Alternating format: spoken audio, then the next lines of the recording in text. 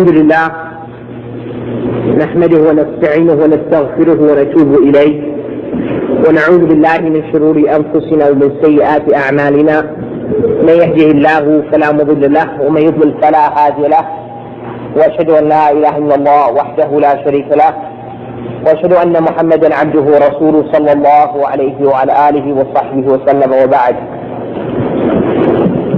As we know, I'm sure we've learned from this gathering that La ilaha illallah is the key to paradise. Indeed, even this has been described in a hadith of the Prophet sallallahu alaihi wasallam, where he has said that Misbah al-Jannah, La ilaha illallah. The key to paradise is La ilaha illallah. And Allah subhanahu wa ta'ala created us for this statement. And He will judge us on this statement, whether we achieved it or not.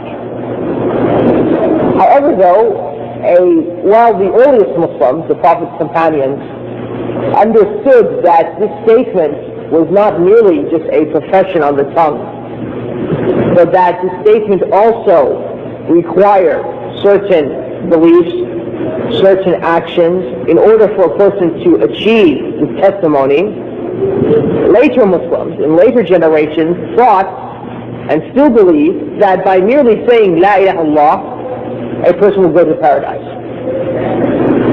Yes, it is true, the Prophet ﷺ did say that whoever's last words are La ilaha illallah, he will enter into paradise. This is true. However, did the Prophet ﷺ just mean that if you just say these words on one's tongue without actually believing in them or without actually achieving them, that this will be given to you? Of course not, if we look at the Quran and Sunnah and study it well. This reminds me of this misconception of a story which I often relate at times like these, of a professor who we had in the Washington DC area, a college professor, mathematics professor. And because he wanted to make sure that his students would all make it to paradise, he would start off the beginning of each semester by telling them, say La, and all the kids in the class would say La.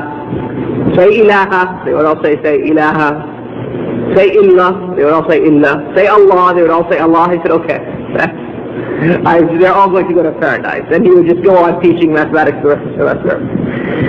This shows that the person didn't understand what was the meaning of the words of the Prophet ﷺ, that whoever says La ilaha illallah will enter into paradise.